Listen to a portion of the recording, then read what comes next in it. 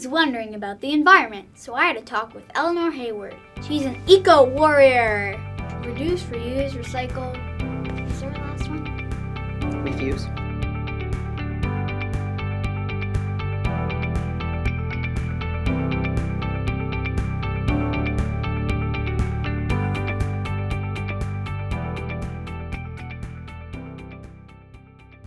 What is nature, anyway?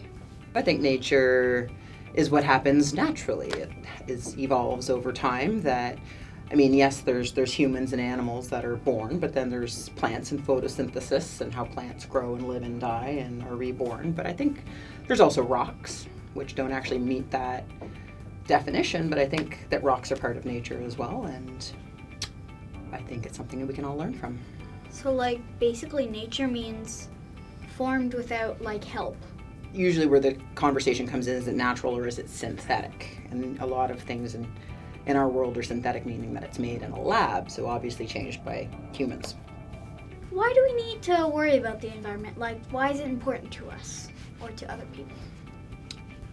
Well, I think nature and language is a really big part of humans. And you use the word worry, and I'm not sure worry is necessarily the right word that we need to think about, but why should we be conscious of nature? Why do we need to be aware of nature? On one hand, through history, nature has been very damaging, up against the natural elements of fire and wind and water, those can be very harmful to human health, but at the same time, we also use those elements and live with them. So having a nice warm fire can keep you alive. So that being said, the elements, we have to be more respectful of nature. I think that's really what's missing because we rely on it for our home. Should plants and animals have rights like humans do? I think they should. But I think that's a much bigger question in looking at human rights, because we say humans should have rights, but even in Canada, they're not like we think they should be. So I think we have a lot of work to do even for human rights before we can start to bring in animal and plant rights, which I do think idealistically they should have rights too. Are humans really different from other things in nature, like trees or giraffes? I think that humans are nature. I think that that's where we tend to we've evolved. We create tools, and as of tools that we create things like cameras and clothes, and it's that separate us from other creatures, because our brains, we can start to plan further ahead and create tools to meet those needs. Why do humans sometimes think that they're in charge of the planet? They think, oh, I'm going to overhunt, or I'm going to overfish, or I'm going to build houses wherever I want. That I think some people do think that they're better, and because they can, that means they should, and they have the right to do that. Because I'm stronger, that I can exert my will over somebody who has less physical power, and that therefore my way is the right way. If I didn't make the environment messy or polluted, is it still my job to help clean up, or is it just somebody else's job? I think everybody has a responsibility. So I think it feels good to contribute to something that everybody can enjoy.